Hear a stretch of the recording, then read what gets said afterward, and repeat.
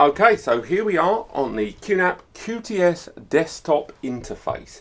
Now this interface, as you can see, if you're aware of QTS 4.3.4 is what we're running today. And again, for those that aren't familiar with NAS, once you set the device up, bung in some hard drive, set up your RAID, install the firmware, check out my other videos about first time setup. Eventually, you'll scan your local area network, look at all those QNAPs, and then you will find the NAS that you're going to use. So this is the one we're going to use, and we've installed a few applications today just to go through for the process of these videos. We've got QVR Pro, we've got Surveillance Station when we make some comparisons, and USB Cam 2. Now there's a reason for that one, which we'll get onto later in this series of videos. But first things first, QVR Pro is available for a number of NAS platforms from QNAP. The hardware specifications are a little bit higher than that of the Surveillance Station application. And if you go into the App Center like so, what you need to do is go to the Surveillance section, and on here you've got all these applications that you'll need to consider. Now, I haven't installed QVR Center or QVR Guard. They are something for a much broader video that requires a lot more hardware. But in short, QVR Center is a central access point with which you can monitor multiple surveillance platforms that are using QVR Pro. So if you've got multiple locations, all with the QNAP NAS, all with QVR Pro, this gives you the ability to monitor all of them via a single user interface. The second one is QVR Guard, which is a backup software that lets you, in the event of your NAS failing or some sort of problem with the NAS that stops recording happening to it, that it will automatically be passed over to a backup NAS that will then take over the recording and therefore ensure that your recordings are still safe and still carrying on. So we might do an overview of those two platforms another time, but today the ones we want to focus on are these three here. So first and foremost, what I would recommend, just as a side note, if you are thinking of getting IP cameras for your NAS, and today we're using some enterprise level Axis cameras, but if you do have an old USB camera knocking around in your drawer or somewhere in your old 2005 drawer full of keys and bottle tops, then do install QUSB Cam 2, because what this does, and we'll open up the application, is let you make one of your USB cameras network enabled. It will turn a normal USB camera into an IP camera, which you can then use in your Surveillance Station application or QVR Pro. So what I've done is I've installed an old camera that we used back in the German CBIT videos, and once you install that web camera, connect it into the NAS via USB, this device will find it and add it, and then you can create a channel with this camera, which I've done, and then it will appear just like any other IP camera. Now you can add more cameras as you go. If you connect more USB cameras, you can add more, but I do believe you may need licenses after you've installed one camera. But it's a nice way to turn a USB camera into an IP camera, and something Synology doesn't have, and a great little feature from QNAP, just on the side there. Once you've got that done, let's open the QVR Pro application. Now we'll open in a completely separate tab, and if we close all this stuff on the original tab here, we can see that we could have clicked here on the desktop if we so chose, but we're going into it directly here on QVR Pro. Now it should also be mentioned that of course there are login credentials, and every single user will have their own bespoke login if you give them administrative access to this application. But it is also worth mentioning that you can save those details, and therefore you can skip straight on in, which is what I've done here. Now once we're in the application, we can carry on and have a little look here. So there's the tutorial when you first set the unit up, letting you know about the application of the thing, letting you know about adding recording space, adding cameras, and the client application, which may come as both good news to some of you and bad news to others. I'm just going to readjust that microphone just in case. It looked like it was a little loose. And we're going to move back into it. And of course, it will say, do you want to start using QVR Pro? Now we've already assigned recording space earlier. But if you did click that tick button there, what it would have done is let you assign a certain amount of space on the NAS for all of the recordings that you're going to make, live recordings that you can access simultaneously while recording. But on top of that, it will let you assign the ability to recycle that storage. So say you give it 100 gigs, and after that storage gets filled up, you can have it recycle itself and record over old recordings. You can set that based on space, capacity, percentages, time. So you've got a certain number of days, and you can appropriate the quality of your recording to adjust the amount of space you're going to utilize. So that's a nice little feature. But what we'll do is we'll go through the main desktop here of QVR Pro. The control panel is very similar to that of QNAP's own QTS control panel. There's the one with the QTS, and here we are, the control panel, which has obviously got a number of options removed. If we go through them, there's obviously the general settings where you can enable and disable certain features and functionality of your NAS in line with the software. And again, a lot of these, if you've already used the QNAP, you'll be very familiar with most of these. And they're just security features, login credentials, SSL certificates, resource monitoring, and more. Privileges is when you're going to create more users and add more. So right now we've got multiple users on this device. So this device is set up at Span HQ. We've got network settings where you can create a virtual switch to utilize a number of the ports on your device. And right now I am using 2 of the LAN ports on this device. Applications, because you can install other applications within QVR Pro, and they are adding more all the time, as well as enabling hybrid desk station, which means in real terms you can attach an HDMI monitor, keyboard and a mouse and have a standalone surveillance solution on your QNAP NAS, which again, the hybrid desk station version is a hybrid version of the QVR Pro client. So you're not viewing your cameras as you would via a browser, but a complete standalone application that is being accessed and viewed via the HDMI port on your NAS with a keyboard and mouse. And of course, the surveillance settings itself with the multiple cameras, but we're jumping the gun and we'll come back to that later. Recording space, this is where you're going to appropriate space on the NAS to view your recordings. Now, once again, we will get to the business of the client. We're going to leave the client thing to a little while because the client is almost a video unto itself.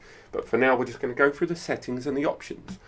Now, in the recording space, this is where we've assigned a certain amount of space for our camera to record to. So we've assigned this just over 760 gig. And this much space has been utilised in the time that this camera has been recording. We've got 1 camera connected and we've got 2 more that we're going to connect to show you just how easy it is.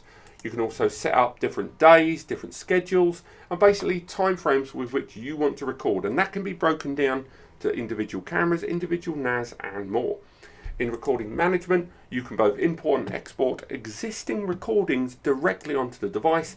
And the recording index I haven't really played with, but this is basically to bring it all back in line and recreate and rebuild the time index that you have against your recordings. In advanced settings, this is where we can record we can view our recordings via the file station application. So if we click that, it will open up the original Turbo NAS and let us view the file station application, which it will then open, and we can view our recordings like so. So all those recordings earlier on, we can go into them. This is channel 1, that's the camera, and there's all our time managed recordings. So in case you're wondering when I recorded this, there you go. And again, if you add a second camera, a third camera, and so on and so forth, these will be added. And you can assign privileges and share privileges, login credentials and encryption to these recordings as needed. Make our way back to QVR Pro. And again, you can adjust things, you can adjust different settings and more about the kind of recordings you want to make, the codec, within the camera settings option.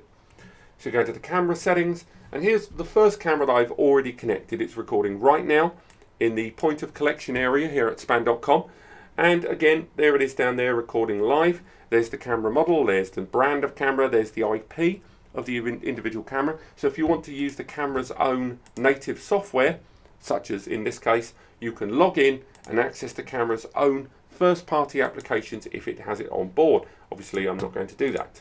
Next, we can see what's recording, the bit rate. We can see whether it's recording or not. And of course, I've stopped recording for the sake of this video, but we'll enable it later on. And we can see that this NAS I'm using, the TS453BE, has got 8 licenses included. We're using 1, and there's 7 more available. So we can alter these, but for now, let's add a new camera, shall we? So we click add, and what it will do now is it will scan our local area network for new devices. So as we can see, it's going to carry on scanning, and as we can see, it's found a new camera, which is a new camera, as you can see, because there's our IP 145, and none of those are that same camera. It has made sure not to scan the existing cameras in your environment. So there's the USB camera as well that we assigned earlier on, but for now, let's start adding this axis camera. So we'll click next, and right now, it's going to check. It's found the camera. It should already have login credentials saved inside. Okay, well, you can forgive the interruption there. I do apologise. I had to quickly dig out the password on this. In case you're wondering, the default login for any of these, for any IP camera from Access, is root and the word pass, in case you're wondering. So, we've added that camera beautifully, and there we are. We've got it. So next, we will start playing with the settings. Now, you don't have to do that straight away, but for the sake of this video, let's have a good look, shall we? So, we can do multiple streams. We can change the name of it. We can change the codec. We can change the resolution, the frame rate, the compression quality. We can do the works. And this is for all of these different video streams. So stream 1 we've already got running. And the camera itself can have 3 different recordings coming from it. But we're not going to focus on that too much today, because that's more about the camera than it is about this software. So we move forward. We'll enable video recording. And auto snap is a feature that Axis cameras have, where it can focus on different areas of the recording, but we're going to go for that now. And this is where we can configure how long recordings are kept, how much space is going to be kept, how long before they're overwritten, how long before, the overwriting takes place rather than a time frame, but more towards space running out. And finally, we click next, and we can add our camera. So the camera has now been added.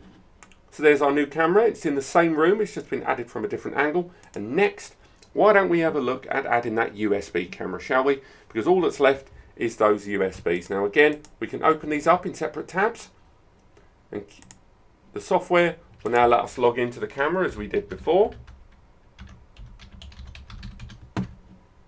Use that. And there's that software we were using earlier on, and there's our IP camera, the USB. But what we want to do is start adding this camera. So we'll lose that, hide that, get rid of that, and we'll carry on adding this camera. So, first and foremost, we want to go to the one that's adding in 117. 117, next. Use the login for the NAS to add the camera. Test that it works. And it's found the camera. Click next. And do you know what? This one we're going to edit later because we've already done all the settings that we need to do.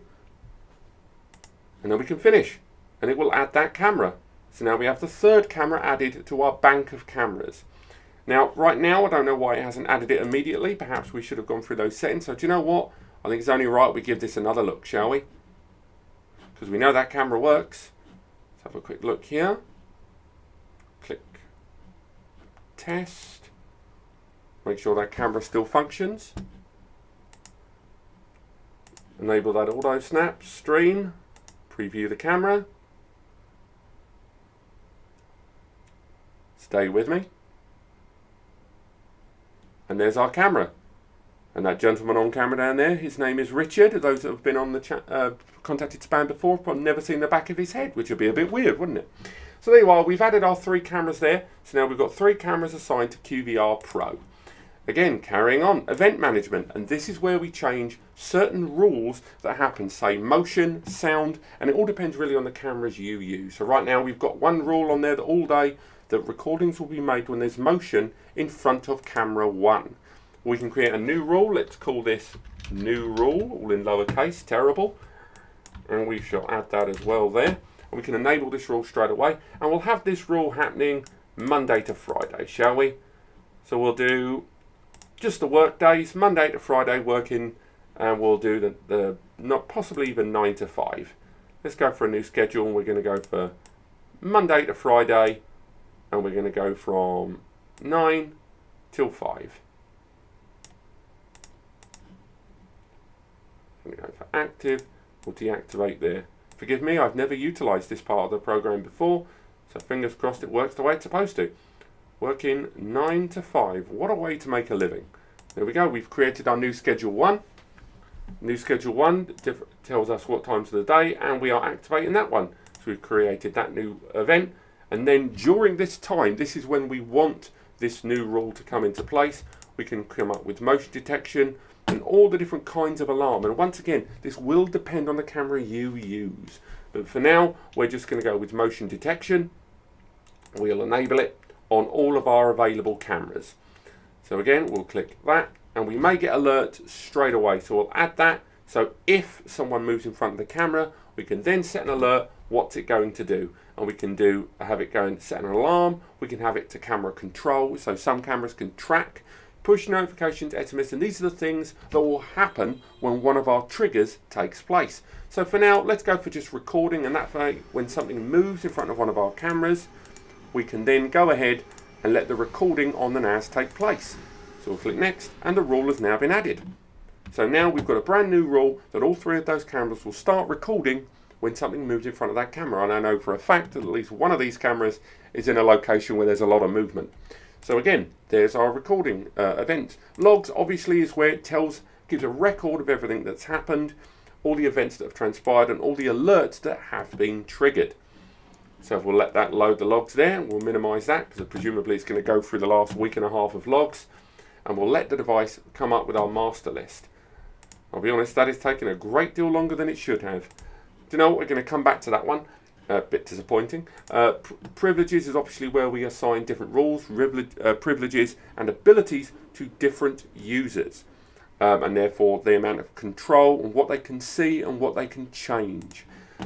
Plugin Center, and at the moment, because QVR Pro is quite new, there aren't a great many plugins, but what I would recommend is going to the Plugin Center largely for that camera package, because that way when there are new cameras added and new support for different cameras, this is where you add it. You just click install and it will install the camera package for you.